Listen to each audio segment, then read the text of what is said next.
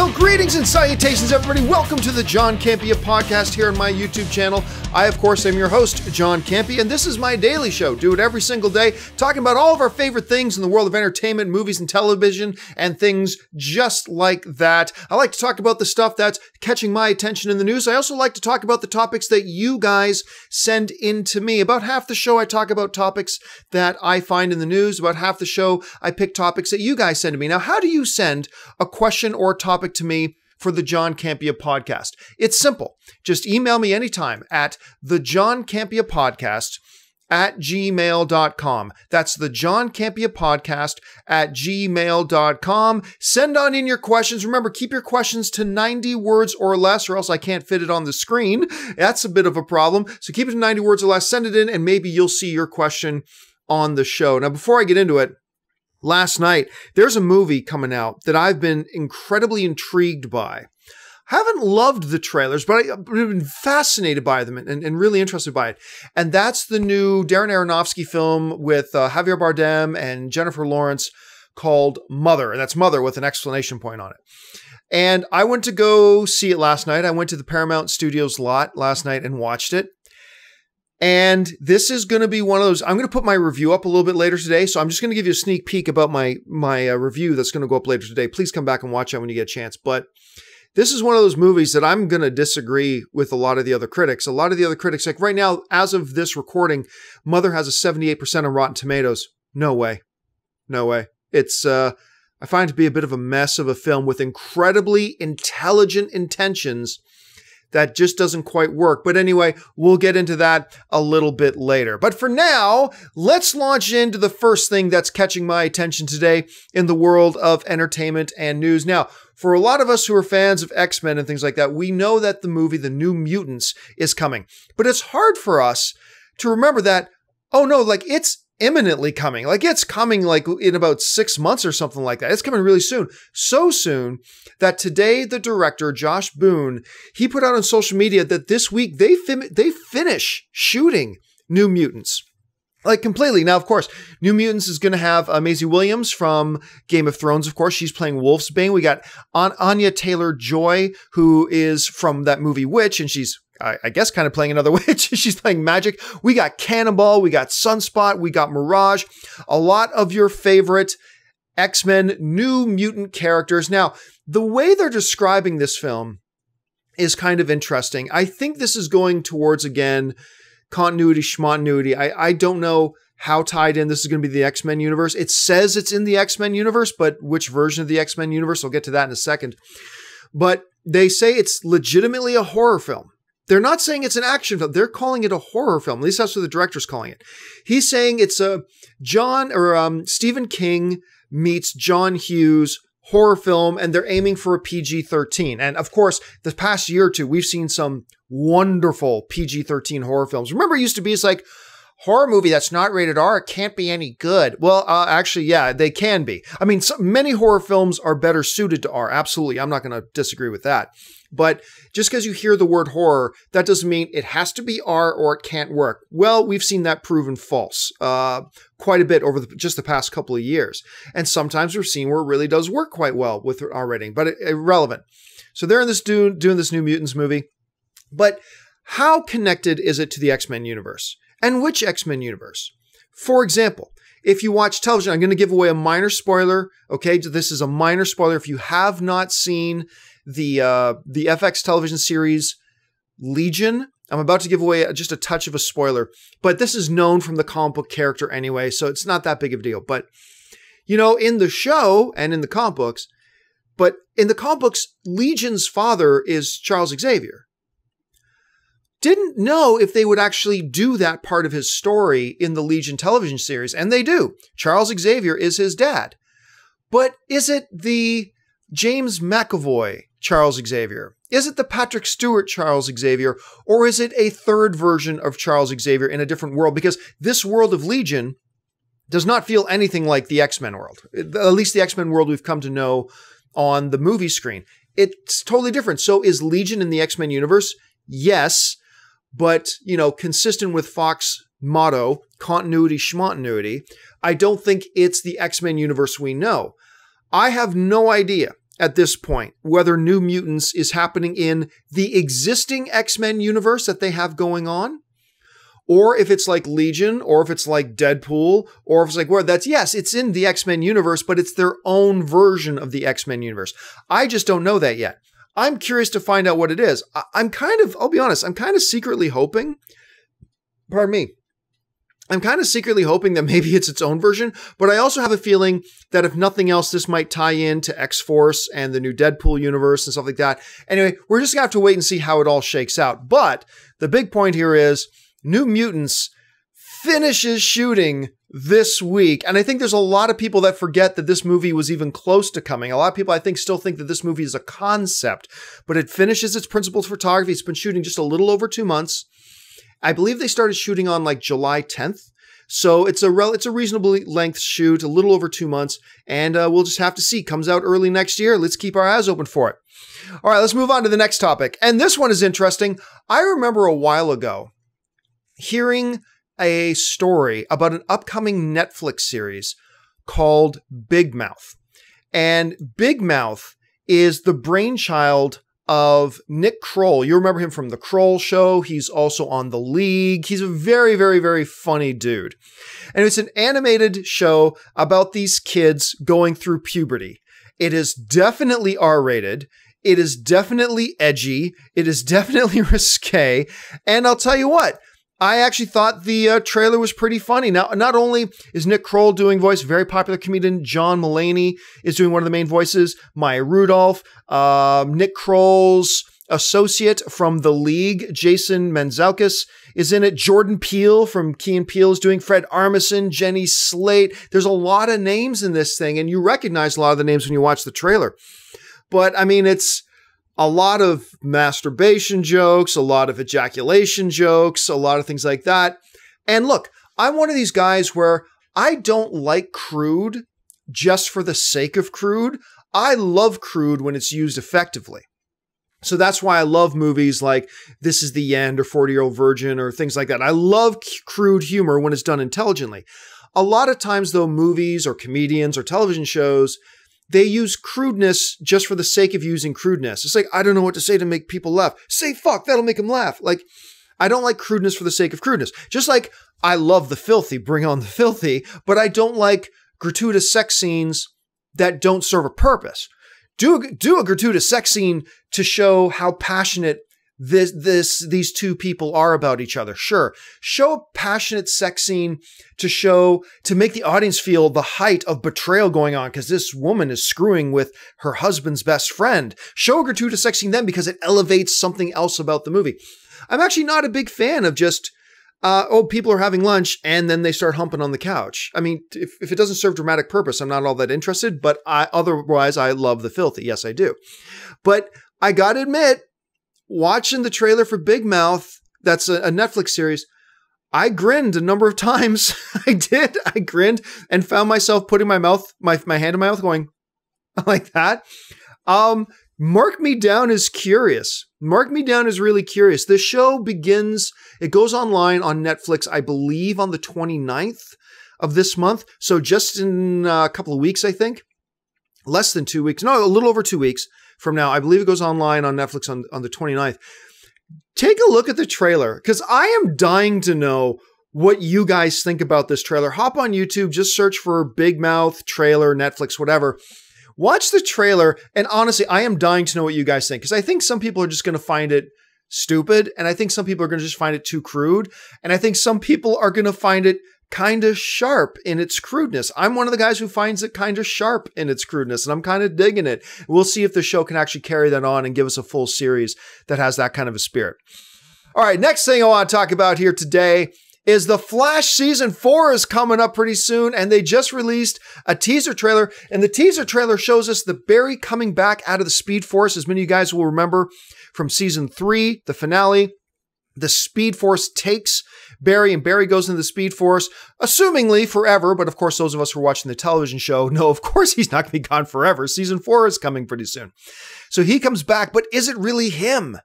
Is it really Barry? Because he's got a beard. That's always a telltale sign in cheap TV shows and movies. If someone's got a beard or a mustache, something's wrong. So Barry comes back with the beard and he's acting a little bit strange and weird and people keep calling him Barry. And a lot of people online are speculating right now that it's not actually Barry that came back from the Speed Force. And I watched the trailer because I read some people's analysis of the trailer before I actually saw the trailer. So I'm reading a number of people saying that they don't think whoever this is, this dude with the beard and mustache that looks like Barry, a lot of people saying they don't think it's actually Barry. And then I watched the trailer and I thought, okay, he is acting off. Something is clearly wrong with Barry.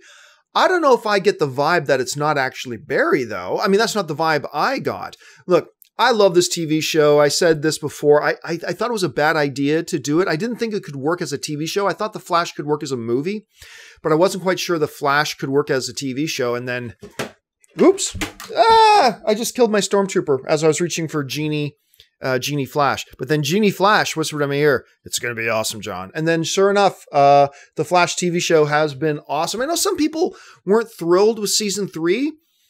I gotta say, I was pretty happy with it. It definitely had its slower episodes, but overall, I thought the general idea of season 3 was pretty solid and I liked it. I'm very excited for season 4 to see where they go. I don't know who this samurai is. Once you watch the trailer, you know what I'm talking about. I don't know who this armored samurai is. I know there's a guy similar to him in the comics, but I don't know if that's supposed to be him or not. But we'll have to see. The trailer doesn't give a lot away about who the new villain and stuff. It's just that Barry's back and something's off. So if you guys have seen the trailer, by all means, jump in the comment section. Let me know what you think about your thoughts on the Flash Season 4 teaser so far. And are you looking forward to a comeback or have you given up on it? Are you not digging it anymore? Let me know what you think in the comment section below. All right, guys, it's now time for us to get to that part of the show that I enjoy the most, which is the topics and questions that you guys send in to me. Once again, email me anytime at the John Campea Podcast at gmail.com. I'll get to as many of your questions as I can. And we're going to go to the first question today that happens to come to us from one of my Patreon supporters. Now, this is the daily part of the show where I shamelessly plug my Patreon. But you know, I left the corporate world. I decided I don't want to do this stuff working for corporations anymore. I want to do this on my own, have the freedom to do everything that I want to do. And so I decided to launch my own YouTube channel again. And with the help of my Patreon supporters, that is made possible. We take audio-only podcast versions of the daily John Campea show, plus Star Wars Talk Tuesday, and we put that up exclusively for Patreon supporters. I don't put it up anywhere else. We do exclusive live chats on our Patreon. We have great lines of communication on our Patreon, a number of other things. Go over to www.patreon.com/John Campea. Check it out. There's a whole bunch of information on there. And if you enjoy the 70 to 100 videos that I put up every single month, maybe consider becoming one of my Patreon supporters. Or don't, and that's totally fine too. I'm just happy you're here joining in the conversation. Okay, with the shameless plug out of the way, let's move on to the first question of the day. And the first question today comes to us from Brian Clark, who writes, "How do you maintain objectivity with bad/mediocre movies when you're being wined and dined by smiling publicists who are going to email you later asking for a quote and who may determine whether or not you get invited back to future screenings? And if you don't pull your punches, how do you look at that publicist in the face when you show up to the next screening and get in line for the free popcorn? Has anyone ever held a grudge?" Well, thanks a lot for the question, Brian. And this gets to one of the biggest misconstrued, misunderstood, misrepresented untruths in this business. First of all, the whole notion that the publicists wine and dine you. It's like, wait a second. Let me just give an illustration, okay? I'll give an illustration of an example I did last night. Last night I went to Paramount Studios to watch Mother, okay? Do you think Paramount sent a stretched limousine to pick me up? Do you think when I got there were flashing lights and a red carpet rolled out for me? And I walked in, then the publicist walked up to me and said, "Oh, Mr. Campea, thank you for being here. Please take this gold Gucci gift bag and put on your new Rolodex watch and put on your Rolex watch," whatever. Rolodex is something else. "Put on your new Rolex watch that we're giving you. And here, lay down in this, bed stuffed filled with virgin hair for extra softness. And we'll have these two Swedish blonde masseuses come over and rub your shoulders while you're watching our movie." Like, there's this perception out there that going to press screenings is some kind of glamorous thing. Now, don't get me wrong. I'm very appreciative that I get to go to press screenings. Absolutely. But it's a pain in the ass. All right? It's a pain in the ass. If I want to go see a movie, I'd rather walk 10 minutes up the street to go to AMC Burbank 16 and watch a movie. But no, the screening was at the Paramount lot. Paramount lot is in Hollywood. The movie was at 7, which meant I had to leave about 5:45 because rush hour in LA is crazy. And it was going to take me about an hour to get there. In crazy traffic, driving through the Barham Pass and all this kind of nonsense, it's a pain in the ass. So I decided, well, I've got a whole bunch of emails I need to respond to. I'll call an Uber. I ended up having to spend $40 in Uber fares to go to this screening and come back just because I didn't have time to get in the car and not be productive at the same time because I had so much stuff I was already backed up on. I get there, you got to walk through the lot. You sit in an uncomfortable theater. I mean, I get why Paramount has the screenings at their theater because they have a theater. Why pay to rent another theater? So I get it. That's totally cool. I understand that. But it is one of the most uncomfortable theaters I've ever sat in. So you're sitting for 2 hours and my back starts killing me. Now, grant boo-hoo-hoo, first world problems. All I'm saying is, I'm not trying to whine and complain, but all I'm saying is, it's not this wine and dine luxury of the lifestyles experience that some people seem to think going to these press screenings are. Actually, I've got a press screening on tomorrow. Oh, I almost forgot about it. I got a press screening tomorrow for, Kingsman and the Golden Circle, right? But it's at 10 o'clock in the morning.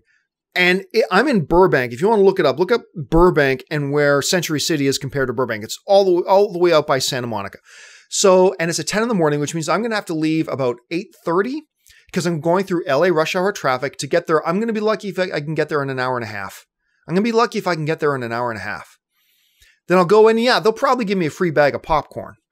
And then, I'll have to turn around and drive another hour back. The traffic will be easier coming back, but I'll probably have to drive another hour. So I'm going to spend 2.5 hours. I'm going to spend more time in the car tomorrow than I am watching the movie. Again, boo-hoo, first world problems. Oh, poor film critic gets to go see a free movie. I'm just trying to set up and explain that it's not this wine and dine, lush, lavish experience as some people seem to think it is.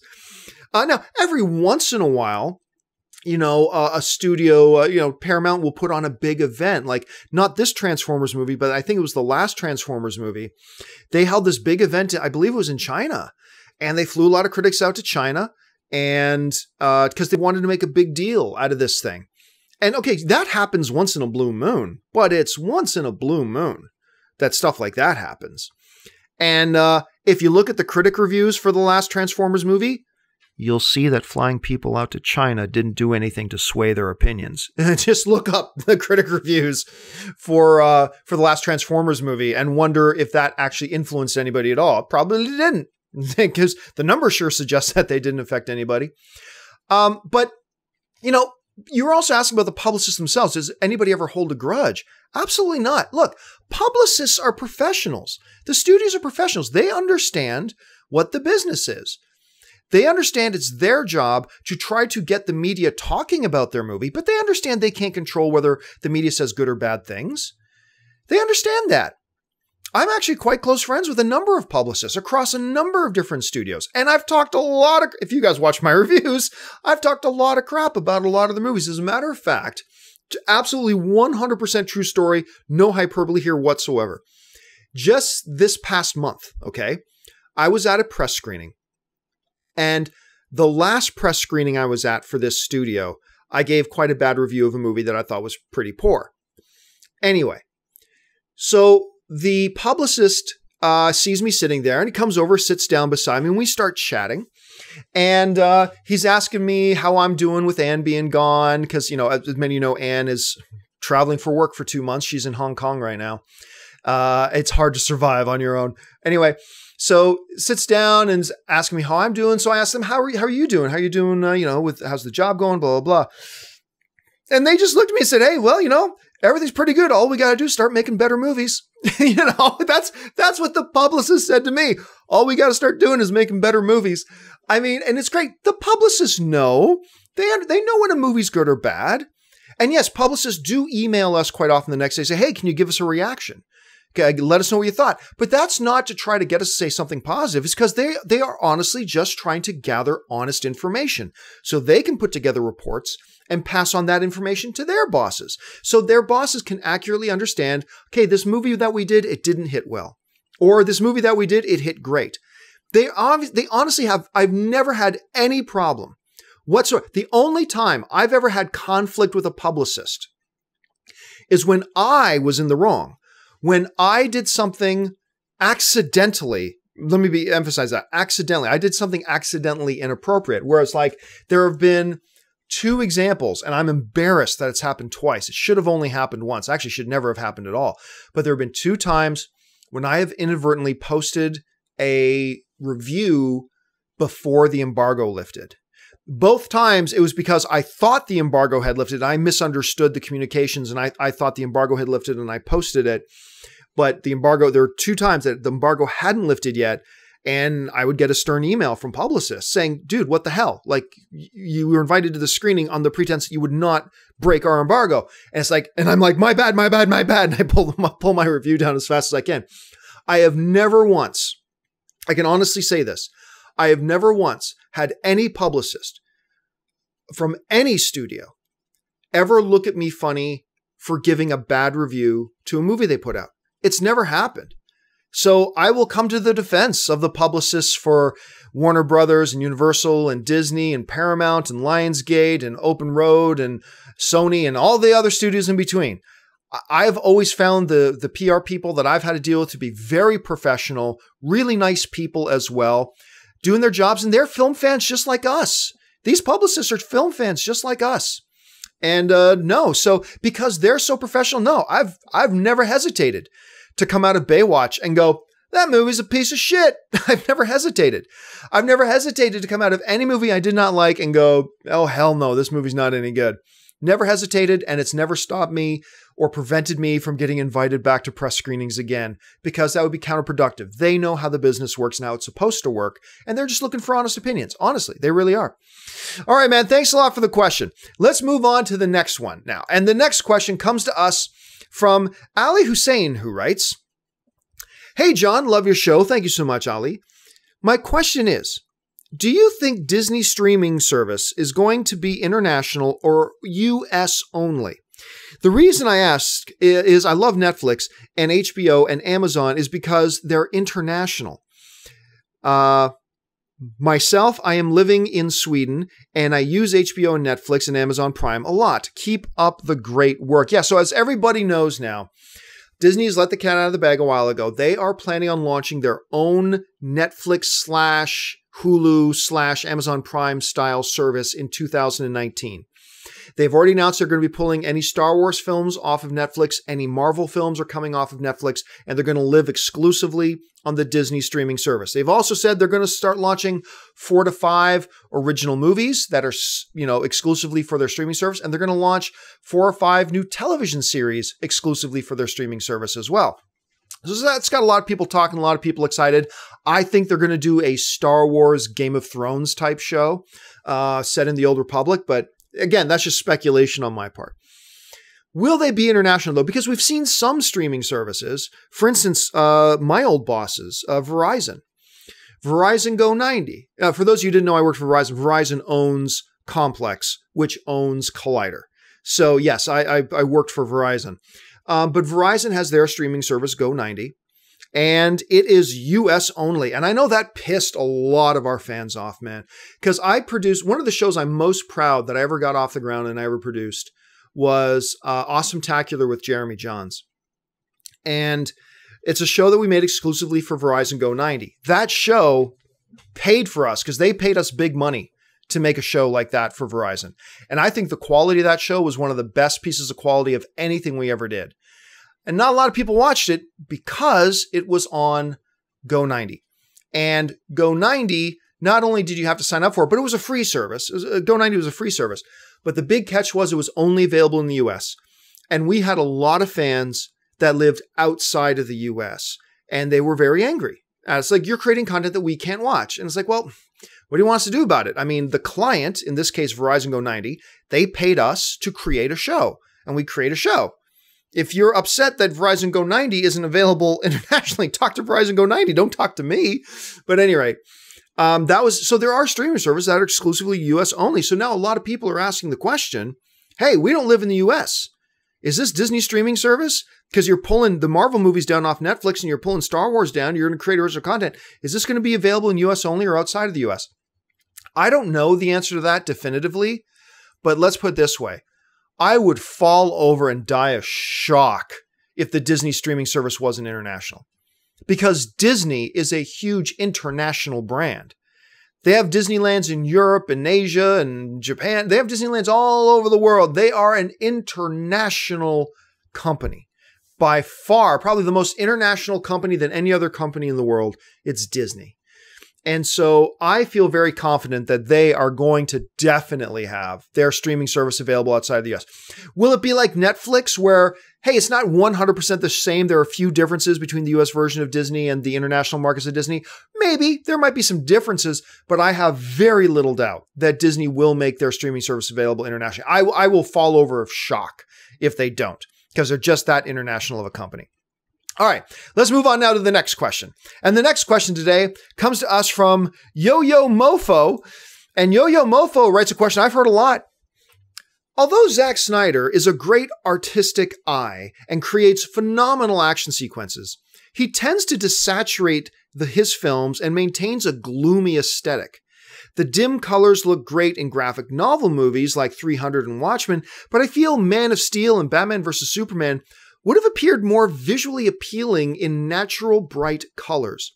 Will the quote-unquote Snyder look be maintained with Justice League, or will things change now that Joss Whedon is directing? Well, thanks a lot for the question, man. And some of you may or may not have seen this. You can see the graphics here. But somebody put together a very popular YouTube video, and I can't remember the name of it, but you shouldn't have a hard time finding it. Basically talking about that very subject, about how Zack Snyder's films, particularly Man of Steel, is so desaturated of color and just sucked all the color out of it. And then they did their own color correction to show what this film could have visually looked like had it had more rich, vibrant colors. And as much as I am the world's biggest defender of Man of Steel, nobody is a bigger fan of Man of Steel than me, other than maybe Henry Cavill and Zack Snyder. I acknowledge that that is a problem with Man of Steel. It's the whole film feels completely desaturized. Now, I think a part of that was that I think Warner Brothers and Zack Snyder were, I think, visually trying to come up with a visual way to set apart and discern their movies, the DCEU movies, from the Marvel movies, which are very bright, very vivid colors in the Marvel movies. And I have a feeling, I've heard suggested, I don't know this is 100% fact though, but I believe that one of the reasons Warner Brothers went forward with that color palette that they chose to use was to be a distinctive factor that separates the DCEU movies from the Marvel movies, so that you can just look at a movie quickly and instantly know this is a DCU movie because they choose to use one kind of color palette while Marvel chooses to use another kind of color palette. I think maybe that's what they were going for, and I get that, and I think it was kind of worth taking a swing at, but I don't think it worked. I agree with you. I mean, just look at some of those images, the side-by-side comparisons. I do think, especially if you watch that YouTube video I was talking about, I do think brighter, richer colors would have worked better. Now, the question is Justice League going to keep that more dreary color palette or desaturated color palette? Or will, now that Joss Whedon is directing, will it go back to a more vivid color palette? I think that it's going to go back to a more vivid color palette, but I don't think it's because Joss Whedon is directing. I have a feeling that even if Zack Snyder was still directing, I have a feeling they probably would have switched over to a slightly brighter, a slightly more rich color palette. I don't think they're going to go with a full, pure, rich, vibrant color palette that Marvel has, but I do think they're going to saturate up the colors a little more, make the colors a little richer, a little bit more vibrant, make them stand out a bit more so we can appreciate the visuals that they're creating on screen, because they're creating these great visuals on screen, but we're not getting the full effect of how great they are because the color's been desaturated.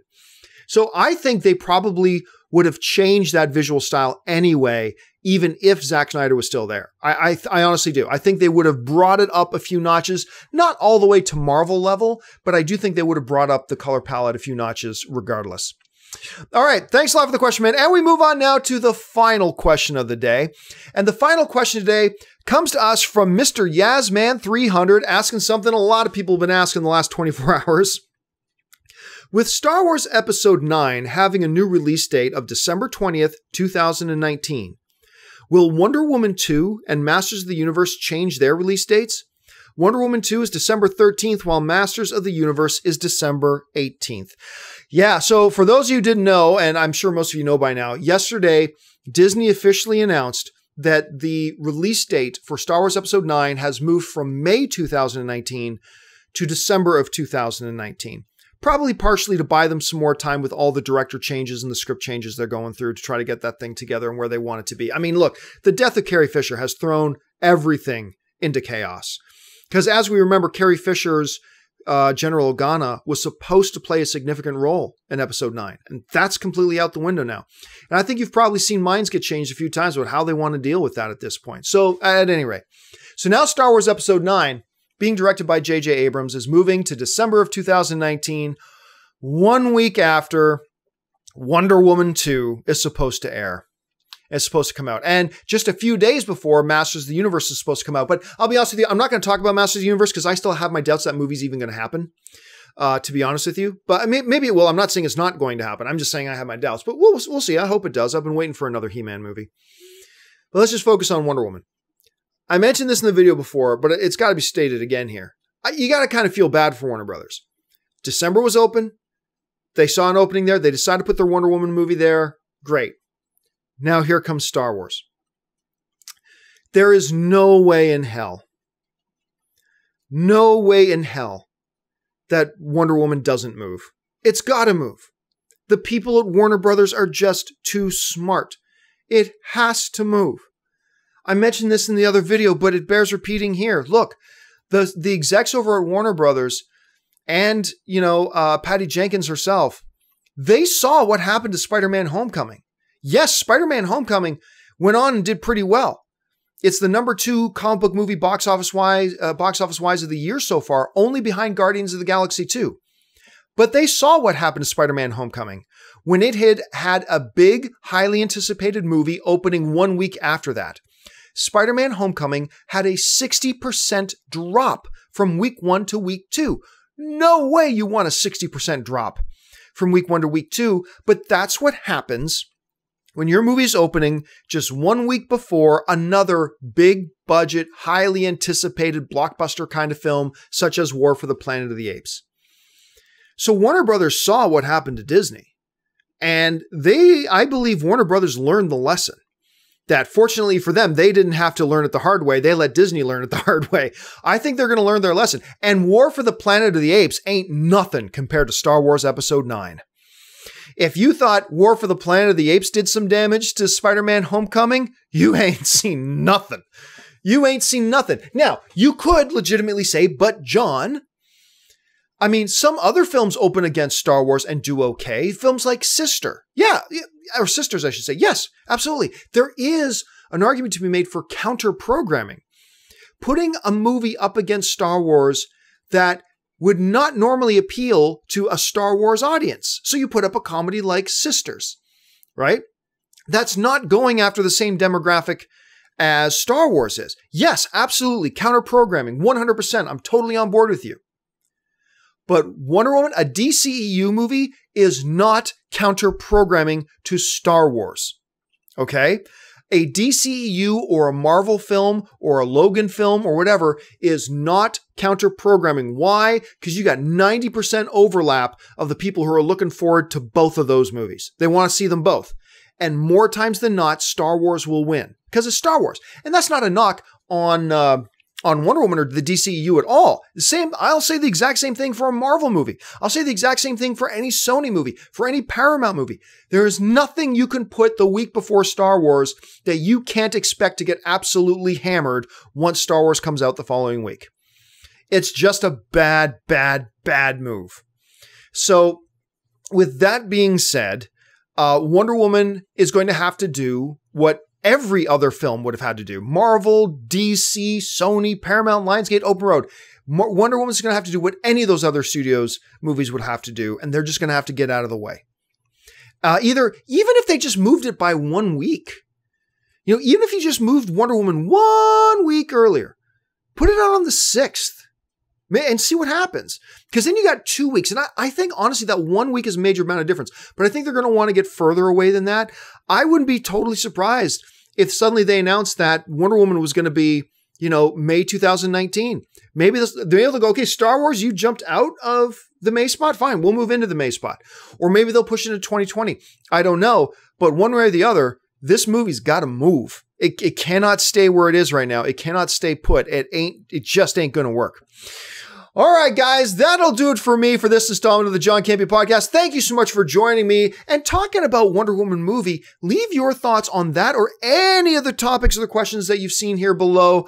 Jump into the comments section, leave your thoughts. Remember, we're all film fans together. Let's be friendly to each other and let's disagree and let's debate. And let's do that because that's what's awesome to do as film fans, but let's keep it respectful at the same time, guys.